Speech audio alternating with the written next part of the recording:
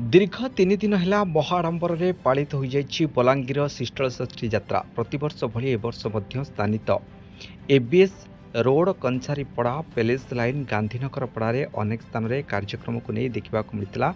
शीतल षष्ठी यात्रा परंपरा अनुसार रीतिकांति मानि शांति श्रृंखलार सहित महाप्रभु देवदेव महादेव एवं माता पार्वती विवाह संपन्न होता। माता पार्वती कन्या पिता हुई अत्यंत खुशी थे समस्त कन्या पिता वृंद।